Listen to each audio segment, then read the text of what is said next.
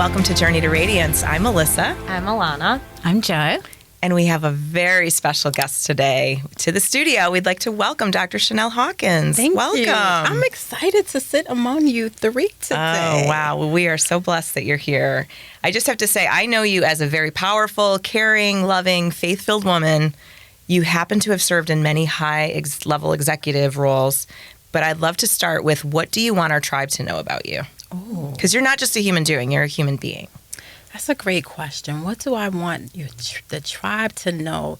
That I love serving my community in a way that really helps you understand who I am. So not in a way that someone else said, this is the way you do it, doing it my way, but I love to make sure that I can serve my community. That gives me, it just gives me life. I love that. That's wonderful. But I'm a mother.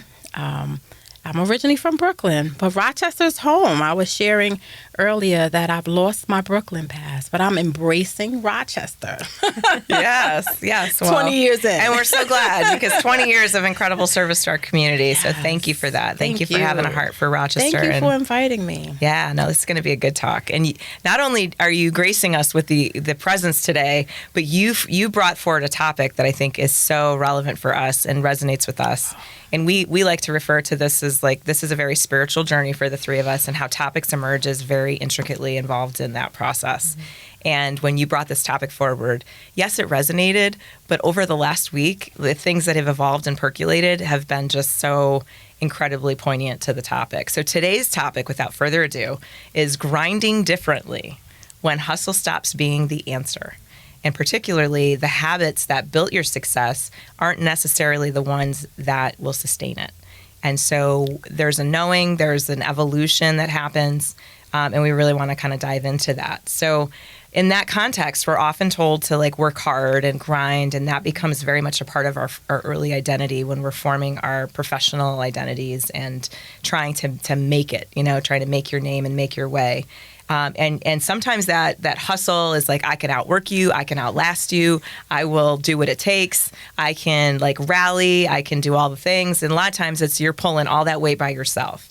And for many of us, that's what's been really successful in helping us build our professional identities.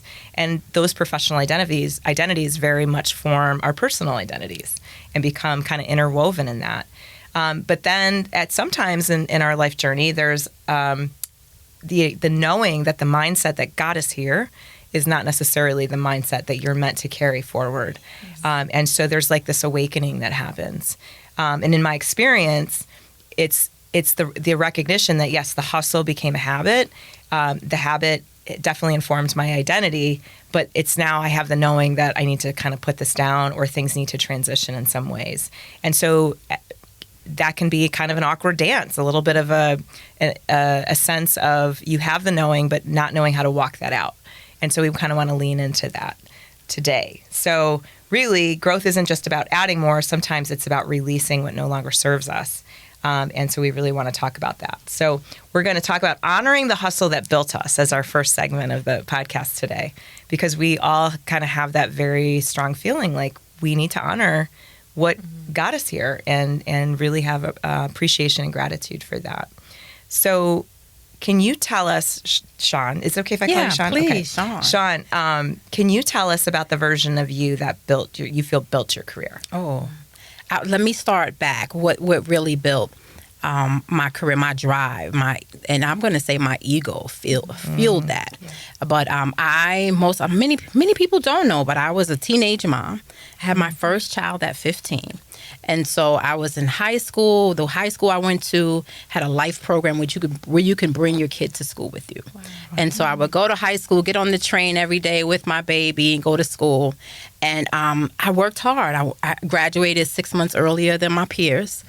I worked hard. I got a job. I went to college and earned my degrees with my children, had another baby at 19, but I still was driven to be successful. I wanted to be a lawyer, and I wanted to prove that even though I had 2 children, I was going to beat the statistics, right? I wasn't going to grow up low income. I wasn't going to grow up on welfare. I was going to get an education. And so that was the drive, the fuel that really said, I am going to have resources. I will own a home. I will create a great life for my children.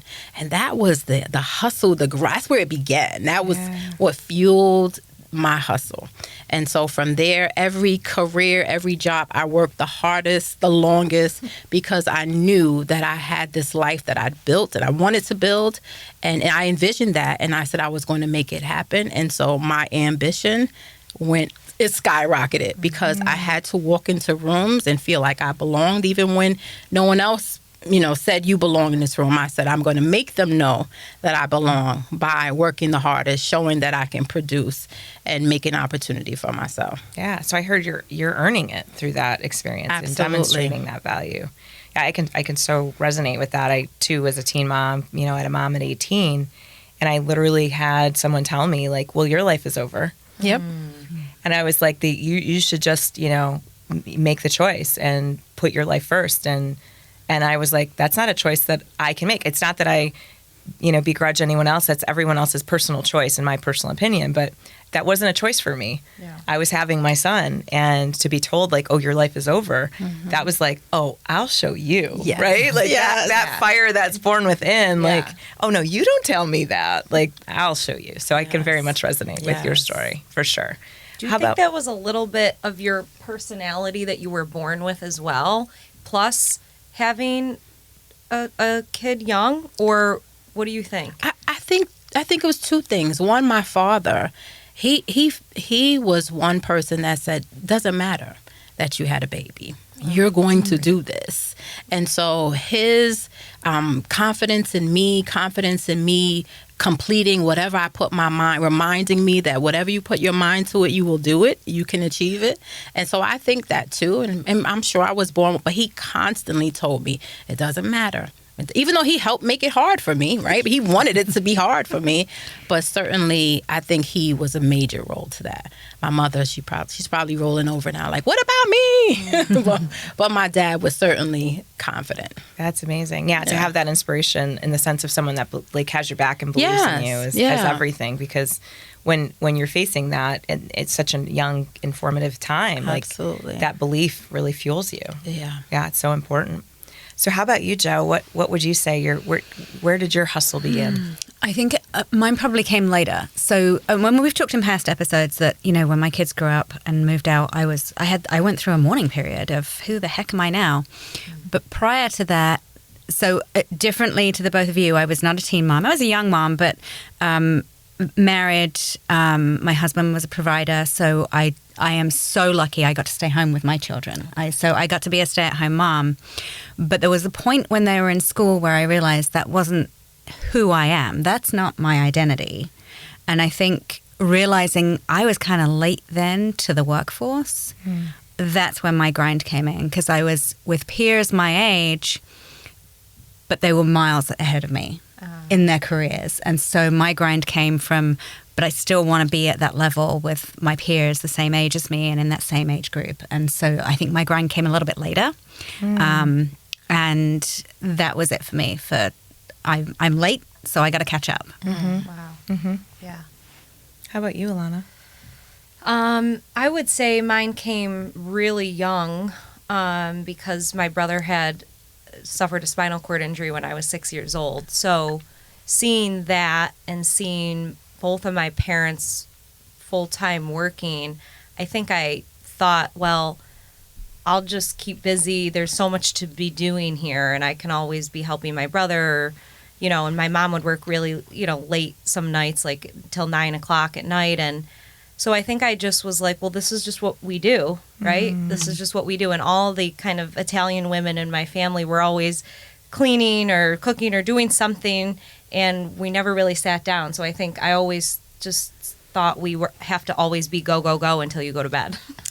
So that so it's very much a learned behavior. Yeah, very and, much. And did learned. that carry through school? Did that carry through your first? Good grades, but I also was very much so like, I'm not going to be as smart as my brother and sister. And I told my parents, I'm not going to work as hard as them. I was lucky to be pretty naturally smart. And then, but in the workforce, I really just, busted my butt. And I thought that that's what you have to do, because that's what I learned. Yeah.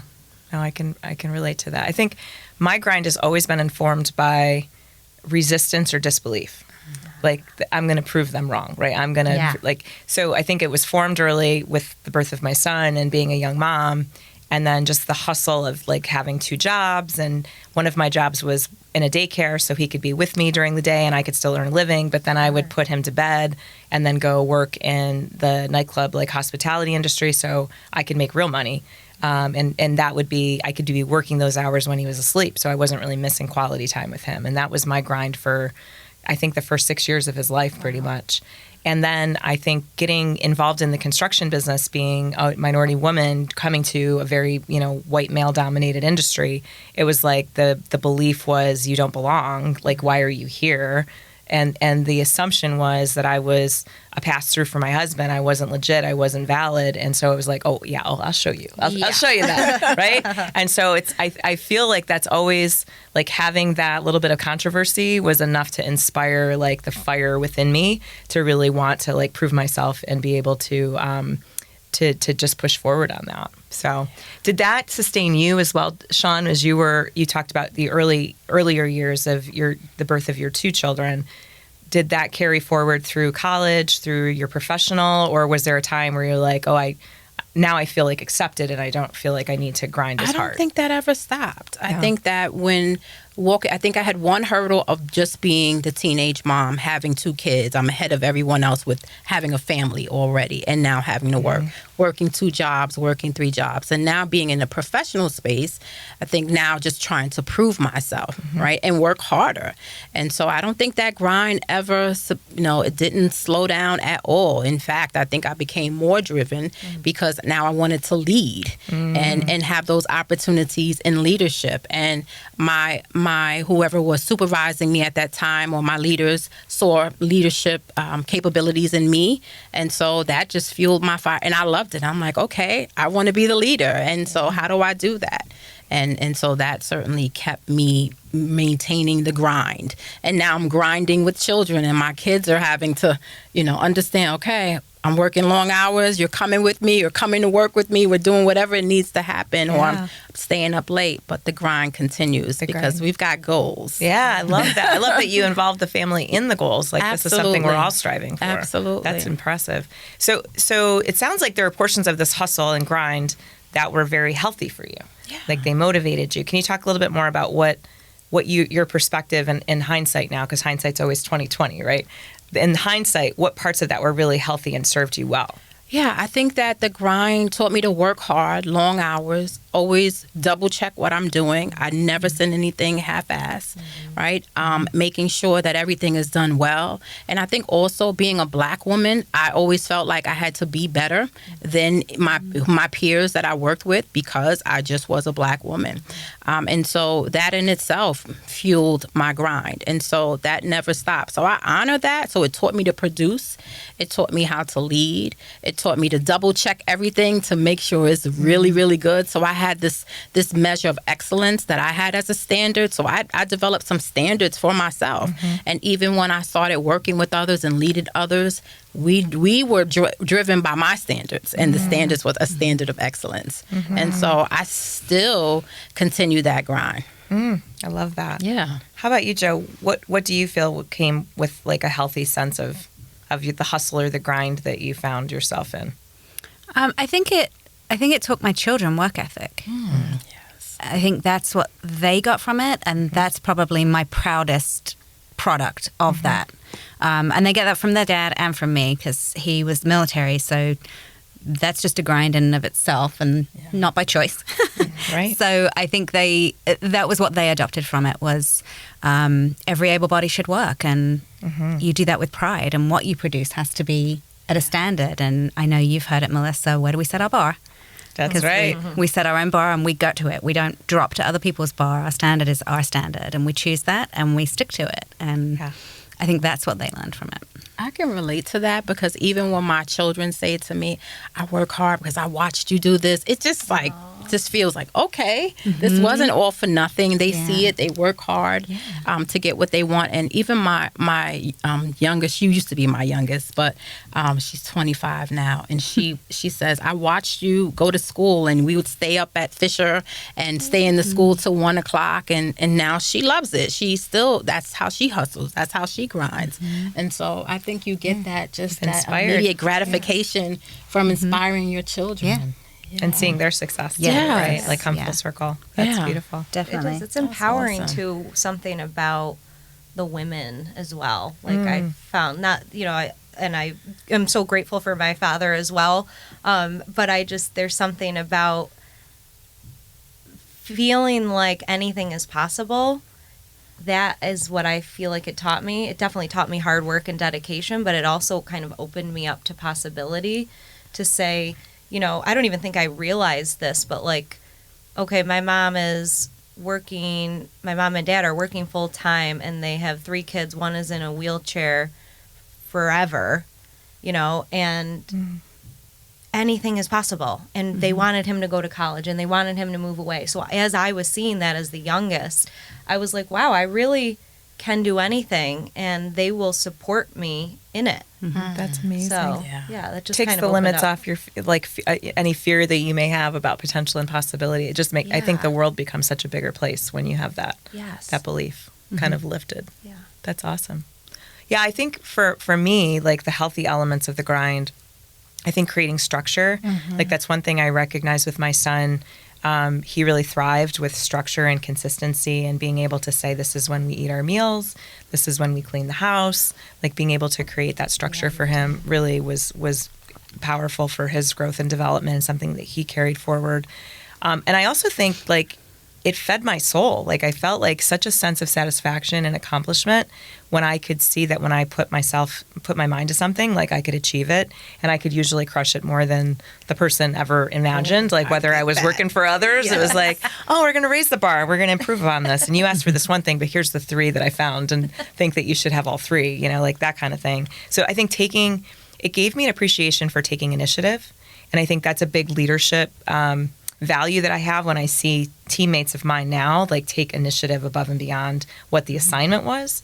And I think just raising the bar on what the assignment was just shows a different sense of pride and self-worth and investment that is so valued. And I find now especially it's kind of rare to find the unicorns that really believe in that. Yeah, definitely. Yeah, so true. I think just when I can relate to everything you're saying right now, and I love a little naysayer, like, you can't do it like that, or you can't, and you just crush it and kill it, and you feel like, yes, let me and show that you. just, let me show you. Let me show you how it's done. How Let me it's show you done. something. Yeah, for sure. So we talked about the healthy parts of it. Is there any part of that grind or hustle, either then or now, that you can look at and say, there was a cost there, like it cost me something? I don't know. Do any of you have any shares around that? Definitely. Yeah. Definitely. I worked 2 jobs, 3 jobs, so it cost me time away from my kids, and I had to be creative, whether taking them with me, taking them on events. So I think they enjoyed that, but also I wasn't able to. If they played any sports, that would have there were no sports for them, and I'm glad that they didn't want to. But what if they wanted to? Then I would not have been able to do that. I would not have been able to be present. So there were times where I missed things, and I missed opportunities to be engaged. And I had children, and my friends didn't, and so that's a whole different story. Yeah. And you have to do things differently. So yeah, I think there's a cost to it, but I think the benefits of what I was seeing myself flourish. And so at that time, it wasn't important to me. This was the only thing that I was focused on growing in my career, but that's certainly a cost. Yeah. How about you? I feel like it's, for me, did that for not even that long, 13 years in corporate, but I totally felt burnt out. I felt like I can't do this anymore. I'm miserable. I'm short-tempered. I'm not me. And that's what really led me to quit corporate and start my own coaching business. But no, for me, I think too much of the grind and the force and the push and everything's got to be perfect is exhausting. There comes a time, for me, it came early, I think, almost at 34. So yeah, burnout. How about you, Joe? I think the cost for me, and we had my daughter as a guest on here a few weeks ago, and That was Cam, for that was anybody Cam. that didn't. Yeah. and she had posted something about young girls who put so much on themselves, and I think that is the cost for me when I see her pushing so hard and putting so many expectations on herself and having her standards for herself so high. I feel that might be my price that I put on her, and I do feel guilt for that. But then I see her success and what she accomplishes through that and that hard work. So then I get the pride. So it's a balance, and it's juxtaposing of the pride and the guilt. But yeah, I think for me that would be the cost. Well, and I encourage anyone to listen to that past episode, because you should have zero regret when it comes to that young lady. Yeah.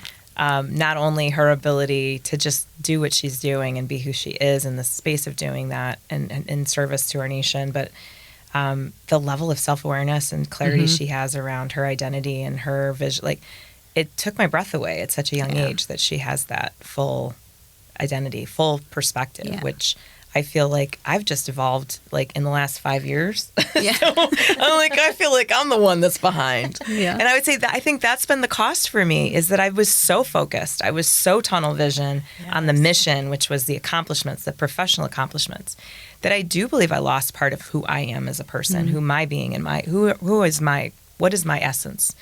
And to this day, I am constantly in that reset of, no, that's what I do. That's not who I am. Right. And I feel like I'm constantly, like, every day trying to make that shift happen, to be like, what do I feel like I need versus what do I think I should be doing? And what to, like, feeding the being versus feeding the machine, which I think is the doing and the work identity. I relate to that, because I think I was listening to what you were saying, you were talking about feeling.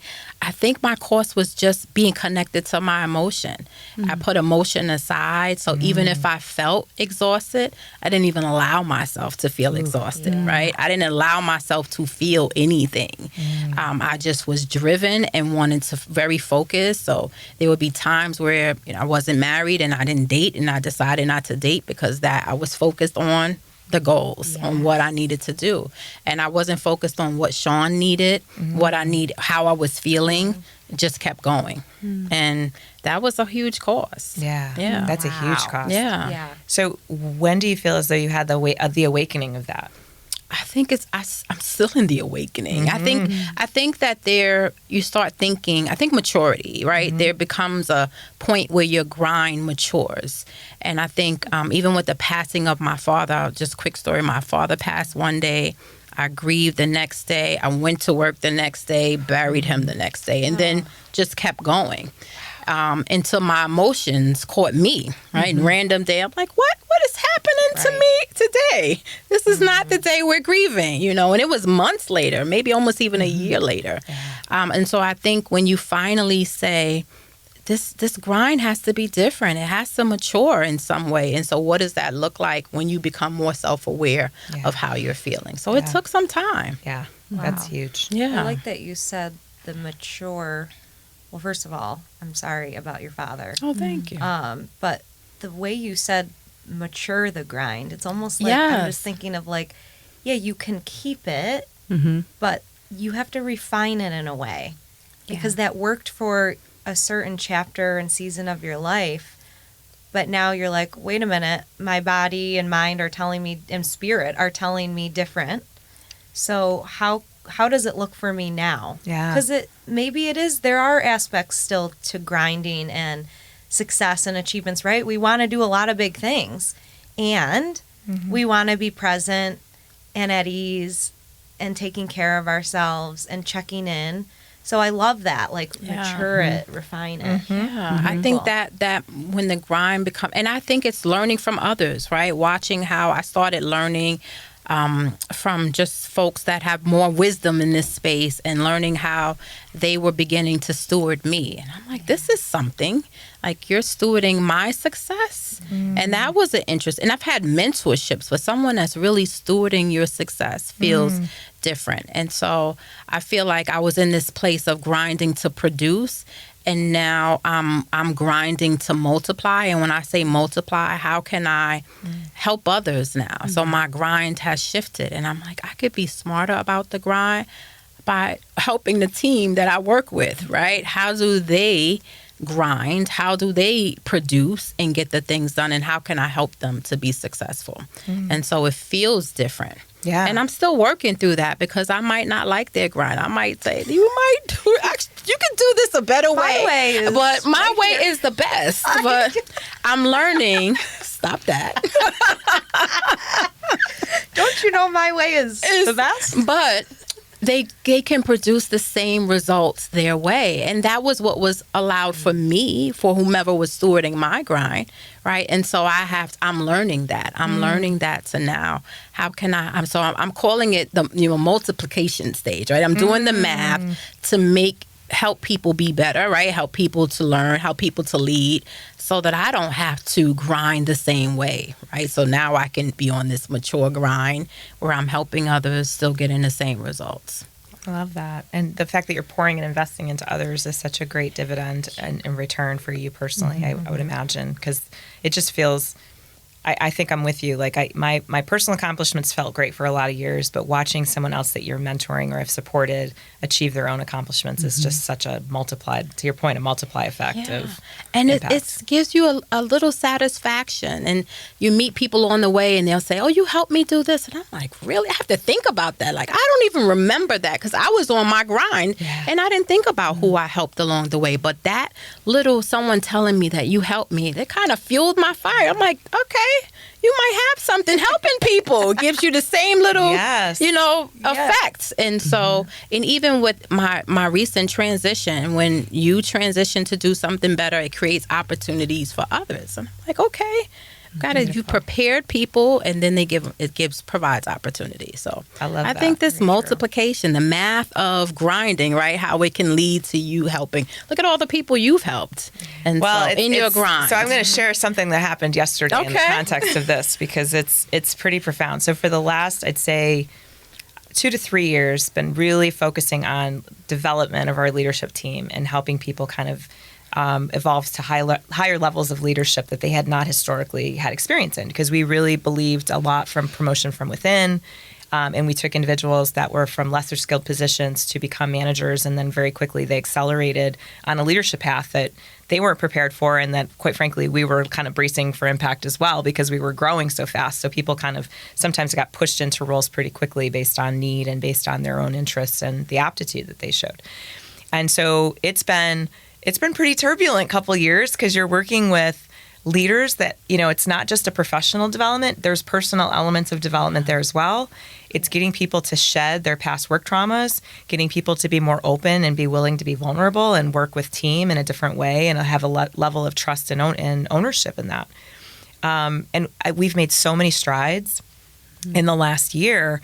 And things kind of came to a head yesterday. It was rather interesting. So I'll just share. So yesterday we hosted our second annual symposium, and it's the Revitalize and Innovate Symposium. And this is, 6 to 8 months of planning. This is inviting developers and leaders from all across the country to come and share their own development projects, talk about the things they're doing in their communities, because it's really about community engagement. It's a social impact focused conference.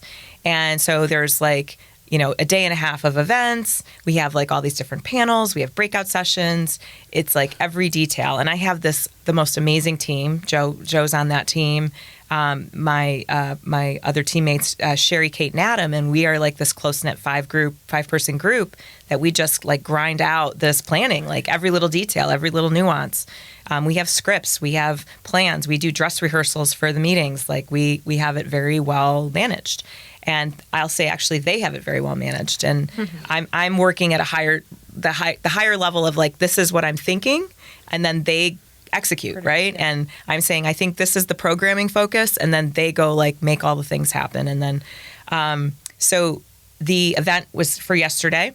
I am there at 6 a.m. to set up for the event. And poor Jo, I'm sorry, she's like twitching over here. She's still like traumatically impacted by the situation.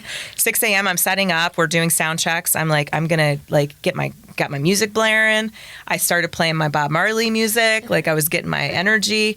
I had this beautiful moment where I was playing Bob Marley and I was walking around the room and I got very emotional because I started like channeling my dad. My dad also passed, and just felt like his presence in that room. And like, I just got very emotional about what he would think about this. And then I'm standing there and we're setting up and I just felt like really dizzy. I felt like I was gonna pass out. And then I got really, really nauseous. And I ended up getting myself to the restroom, and I spent quite a bit of time in that restroom and I couldn't pull it together. And it resulted in the need for the ambulance to be called. And this was happening. I literally called Jo. Thankfully, I brought my phone in with me because I needed to ask for help, which is very unusual for me to have to ask for help, and especially in that vulnerable state. So I asked Jo for help. She immediately came in. She brought me electrolytes. She was like, I'm here. She's like, I need you to unlock the stall because if I got to help you, I got to get in there. Like, and she just like coached me through it. She was calm as can be. Like, she is just the person you want in your foxhole, I'm telling you. Oh. And she just stayed with me. She's like, you're going to be okay. I'm like, it's starting in 10 minutes. And she's like, nope, we're going to be okay. We're going to be, like, she kept me calm. I got myself out of that stall. I was like, I'm going to just pull this together. This is what I do. I'm going to grind. I'm going to figure it out. I'm going to make this happen. And I couldn't. And they pulled a chair out into the hallway for me. And there just became this moment where I was like, I'm not doing this today. I need to leave right now. And this team had 5 minutes to acknowledge that, realize that, and execute on a full day where I was going to be the MC of the day. I was leading. I was the moderator for 3 different panels, and they just executed brilliantly. Because you prepared them for that. They prepared themselves, and we had a plan, and we worked the plan. I was wheeled off in a gurney. I spent 8 hours in the hospital, and that's not the story. The story is how this team executed. And my beautiful silver lining yesterday was, when I say surrender or be surrendered, this is my season. God knows this is the greatest joke of all time for me right now. This is my season of surrender, because I continually are finding things that when I try to apply my grind of old, it is not working. I am not able to fix it. I am not able to solve it. I'm not able to do it alone. And it's completely out of my control. And this has been the theme, I'd say, last 6 months for the most part in my life. And yesterday felt like the star on the top of that cake for me, like to be wheeled out in a gurney 5 minutes after the start of the symposium that you've been working 8 months to plan. You have 2 mayors coming. You have like all these different logistical things that are a lot. It's a heavy lift. Oh, yeah. They walked in with 5 minutes notice. Sherry jumped in. She was MC. She moderated the first panel. Jo was making all these different logistical plans. We found out the Mayor Owens, our Syracuse mayor, was coming to be she was supposed to be there for a fireside chat with our Rochester mayor, Malik Evans. They had a tragedy in Syracuse, and she needed to stay back and help her city. So she's taking the call that Mayor Owens isn't showing up, and she's having to make all these different, that was amazing. And I'm sitting in a hospital. Yes, that was a scary thing. But the whole thing I'm running through my mind is, what's happening at the symposium? And then I'm watching this chat thread, because they had created a symposium group thread. And they're like, what's about this? Here's the answer. And they were helping each other. There were 9 people on this thread that were just like, bam, bam, bam, bam. And it went off without a hitch. And everyone praised them, how extraordinary it was. And nobody even knew it was like. Wasn't supposed to be that way, yes, kind of? Yes. Wow. How amazing is that? My grind was irrelevant. My grind was not required. And that the leadership team that we have created collectively, because individuals had to commit to rise to that level of leadership. You can present the opportunity, but they have to show up and they have to do the work. And they've done that. And I don't know, Jo, can you speak to your experience yesterday on this subject? Yeah, so I think I said it to you yesterday. You have not built a team, you've created a tribe. Yeah. Because they are people who are committed and resolute to not only the mission, but one another. And that's the key. And I think the other part that made it that we could be successful is the symposium was your brainchild. That was your brain. That was a God tap, just to be fair, because that was not in my reality. When I got called, I was like, I'm supposed to do what? That doesn't even make sense. Yeah. But please go on. But through conception, through year 2 of doing this, it was never the Melissa show. Your ego was not involved. And therefore, other people were able to pick up those pieces and run with it. Yes, you were the MC, you are the face, but because it was never in your mind or built around you or your ego, we were able to take over, and Sherry was able to step in, and, you know, she had your speech and all of that. And I think that's what made it possible to do, because had your ego been involved, or had you approached it differently, we couldn't have taken over. And so I think it was a team who just knew the show had to go on and wanted it to. Having the same. So I said yesterday in a text to everyone, because I said this team, and I sent this message of like just my overwhelming gratitude and just appreciation for how they pulled it off and executed so brilliantly and with such excellence. But I said this was like my heart's acknowledgement of, we have the leadership team that I've always dreamed of. Like, this was the personification of that, right? And the reality, and how ironic it should come by way of me being wheeled away in a gurney. Right? Yeah, that's where God chuckles with me. He's like, oh, you think you're going to get out of the way, young lady. Let me show you some yet? things. Have you learned yet? Yeah. Excuse me. Yeah. But I do feel as though just like the evolution, like I'm laying my grind down. It's not come by choice. It's coming by the realization that we are at a level now that I can no longer grind alone and sustain, or that's not going to produce the greatest outcome. Yeah. The greatest outcome is in that multiplier effect that you talk about. And that's where my heart is aligned now. And that is my vision. And I have clear focus as of 24 hours ago that my job is to get myself out of the way. Yes. That's the mature grind. And that's what I think that is, because in our younger grind, right, that we're honoring, we wouldn't ask for help. Right. But now we want to include the team, right? We're including them. Let's talk about ideas. So you've included them the whole time in the planning and the engagement and the vision. And so they had that already. Yeah. And so sometimes, and I don't know if it's, sometimes it's our identity that we feel like we have to lead the way. And unfortunately, this situation happened, but it was fortunately, right? Because your team had a chance to show up and say that we've learned. Yeah. We've got this. Yeah. We've seen the grind and we've got this. And so that multiplying takes an effect, and you develop these incredible leaders that didn't need your support when you needed to just reflect on how you were feeling. Yeah. No, it's so beautifully said and so true. And I feel like, correct me if I'm wrong, Joe, it not only did it feel like my recognition of this, but I think the team's collective acknowledgement, like we've got this. Yeah. We did this. We can do this. Like, is that fair? Because it felt like there was a little bit of an epiphany for everyone yesterday on that.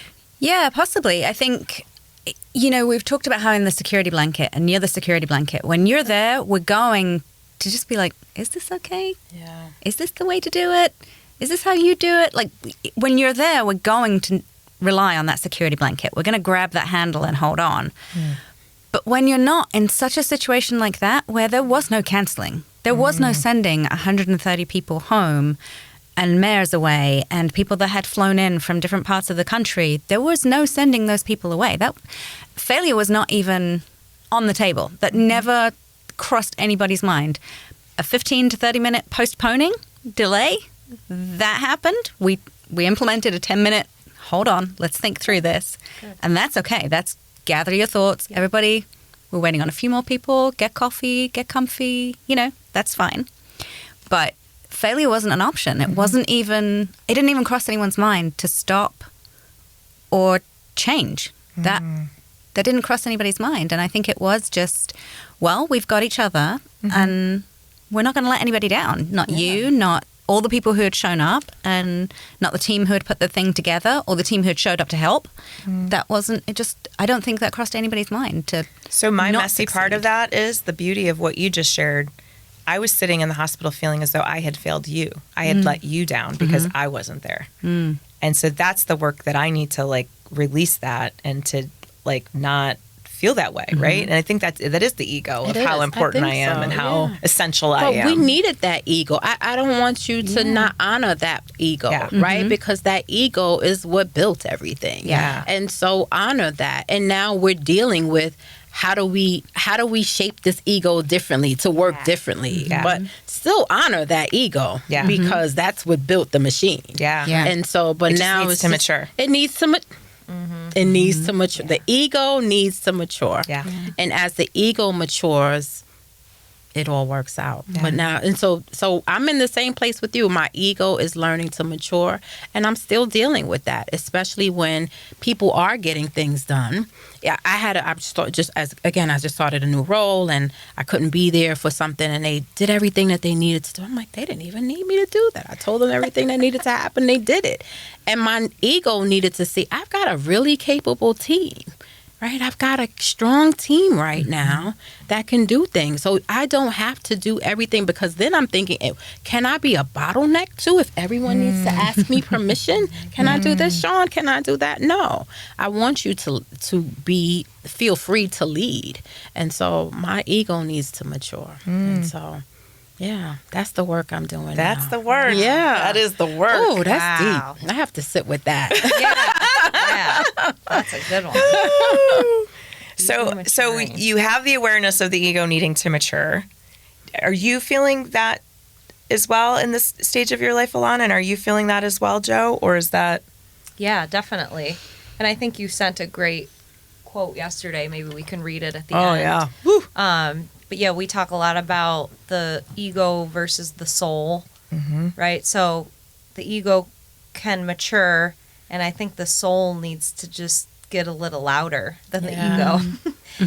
And the loudness of the soul, to me, is actually a whisper. It's like the most graceful, eloquent, tiny voice, but it's so loud in your heart, right? So for me, I think that's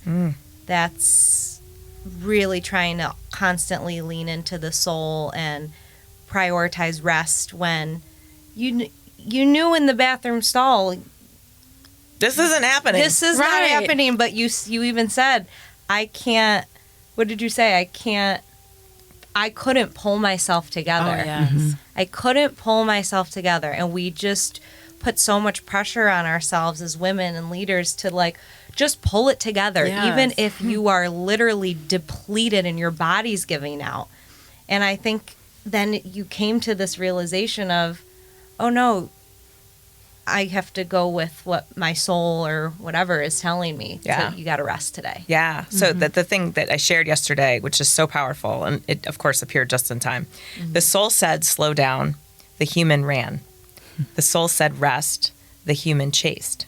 The soul said, feel. The human drank. The soul said, heal. The human hid. For years, they had the same conversation, until one day, the human said, I'm tired. And the soul replied, perfect. Now we can begin. Yeah. I feel like we're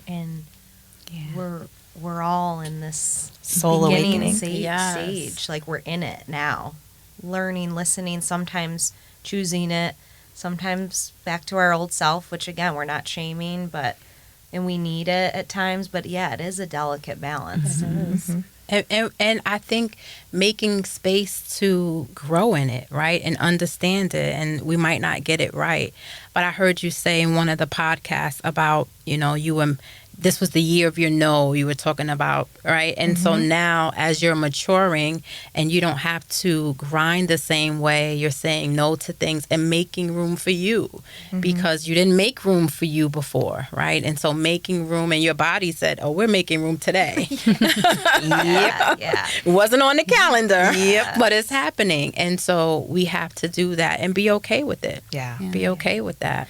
And I love that you said making room, because she's not only making room for you, but when you say no to things, someone else will step in. Someone else will do it. So you're making room for them. She's And- multiplying. Yeah, exactly. She's multiplying. So when she's taking care of herself and prioritizing her and making room for her, she's making room for others to lead and guide. And you've built standards. So when we're grinding, we build these standards of excellence or whatever it is.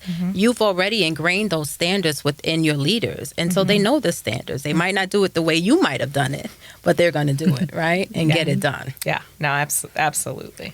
I love it. Absolutely. It's powerful. And to your point about the year of no, I think it's creating space to honor that maturing ego. Yeah. Right? And to recognize it takes consistency and practice, because it's those past behaviors, those past habits will just take on the life of their own. And I'm mourning my grind.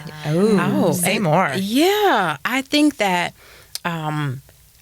I'm used to the speed and now finding even in a different role, it's like the grind is different. And I'm like, I'm used to all day, ding, ding, ding, ding, ding, just checking things off. And, even at night doing things, I felt some sense of completion. And so now that the grind is different as I'm getting older and more mature, I'm have to, sometimes I want to be, you're used to being busy. It was a level of success, right? Because I'm doing all these things, it means that I've reached this level. And I'm mourning that, and I'm learning that that's not what is serving me in this season, right? And so learning how to multiply and make room for the things that are really, really going to serve my soul. Do you allow for stillness in that process? I'm learning to do that. How does that feel when the stillness is there? Like when you say you're mourning? Sometimes I grieve it. I think I've gone through a period of grief about the grind. This grind was with me for a long time, and it was a good friend to me. Served me well. Served me well. Yeah. And so, as you get more mature, it's different. Like relationships change. So my relationship with the grind has changed. So there is a sense of mourning, but I'm going to embrace the maturing of it. And embrace the season and really get to know my soul, which I haven't had a lot of time to do that. That sounds beautiful. Ooh, I can't wait to meet her. I know, right? She's shown up some today. I've seen some things there for sure. For sure, we've seen some things there. Yeah. So we always like to wrap a podcast with kind of the one thing, and I wonder if, in part of that one thing, is there, in the reflection, is there anything that you're going to prioritize moving forward, whether it's in allowing your ego to mature, surrendering what used to work that is no longer working, or ways that you're adapting how you're showing up in this new season? Is there a one thing in any one of those categories that... Can you say them one more time? That would be a really large stretch for me. I was told I wouldn't have blanket. All right, I got it. Okay, I'll start. I think my one, I'm going to say two things. Good. Allowing the ego to mature, making time to understand what that means, right? And having conversation. How many times have you had a conversation about your ego? That in itself. Right. And with someone who's willing to have that conversation and understand that you're in that place. Yes. So that's why we love this kind of opportunity. I think this is important to have these conversations, especially with women, because we can relate in all the things that... the demands of being a woman with children or on the career grind or whatever that is. So I would say I'm making space for that. But I'm also making space to, I love what you said about just when you made room for others. So how can I continue to multiply and make room for others as I'm learning to mature my ego? And so what do I need to do? So those are things that I feel like I want to be still for. Yes. Yeah. Love that. Yeah. Love that. It's empowering. Yeah. I think my one thing is my ego still needs to grow a little bit. I still need to lead with just a little bit more ego because I have the self-doubt. The self-doubt is always there. And it's almost for me like a little wall that's like this high, and I'll be going to do something and I catch it and I'm like, can I make it over that? Can I jump it? Can I step it? Can I get over that? I can get over that. I think I can get over that. But I think the process of should I, Am I going to offend somebody if I do? Am I stepping on someone's toes if I do? That is still this voice in the back of my head, and it slows me down. And I think I could be more mature in my thought process if I could just kick that wall out of the way and say, nope, you're imagining it. It's not there. It's not there. That is so not evident when I see you operate. I feel like when you say self-doubt, like I don't see that show up. So that has to be a really interesting internal thing. Internal processing for you, because I don't ever see it eke out. Like and that's unusual because, you know, usually when you're working with someone who has a self-proclaimed like self-doubt or self, you know, doesn't feel confidence in certain areas, like it leaks out. It does not leak out with you. You are like stable, confident. You make quick decisions. Like you walk through, your gut instincts are spot on. And like, honey, I want you in my foxhole, so I'm not putting you in there if you're not effective and if you can't lead the charge. Trust me. Like, I'm in the hole. I'm in there with you. Yeah. Like, and I think, you know, my one thing related to yours, so maybe our one things gel in the sense of I want to create more opportunities to allow others to take up that space and multiply. But I still lack the awareness of when that's appropriate and when is the right opportunity for me to do that. Yeah. So for you to give me the reflection on where those opportunities from your perspective are, and then maybe for you to step into those spaces in that transition and help me step out. Like I need to, I need to see a little ladder on your little wall of self-doubt, because that's where I'm going to step over and get the heck out. And you're going to need to stand in that space because you've got it. The email you sent today to the WIN team, woo! Chef's kiss. And at first I was like, oh, should I have sent that? I'm like, no, she sent it. And it was perfect. And we're good. That's awesome. Right. We're all good. That's great. Good. So just to encourage that. I think mine is, it's kind of similar, like not relating my self-worth to being like productivity. Like just because there is a time and place for crossing off the to-do list and working hard, and like there's something brilliant about that, and it feels good, and you're like, oh, I can go, I'm exhausted, I'm going to sleep good because I got a lot of shit done. And I don't want to tie my worth to that, because then I have to do that productivity every single day, and I know that that's not sustainable, and I've been through that.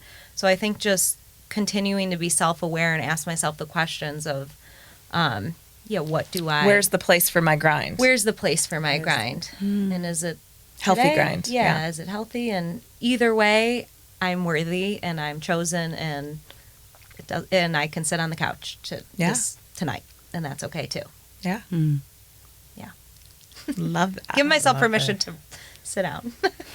Well, thank you for joining us today. This has been such an enlightening conversation. So meaningful. So powerful. Yeah, resonates with. You're welcome back anytime. Thank you. We have so much more to talk about. Oh my gosh, yeah, especially with your soul work, because I feel like we're all very much aligned with that right now. It feels very kind of acute, and we talk about like this is our space to kind of till the garden, and then it's amazing to go away and watch what grows from the awareness that we gain in this space and having these conversations. And so we hope that our tribe out there, that this episode resonated with you. And if you're listening and you're thinking of a certain person or a certain group of people, just want to encourage you to share this episode with those people, because we really want to have impact. We really want to normalize these types of conversations, because what I'm finding is owning our messy out loud is giving so much courage to others to do the same, and it allows them to be freed from things that have kind of chained them down before. And that's the feedback we get when folks listen to our podcast. So that is just so fulfilling and so meaningful. And we're going to continue to strive and to have that impact. That's what's most meaningful for us. So please check us out on socials, share us out, and thank you again, Dr. Sean. You are the best. Oh, I'm glad to be here.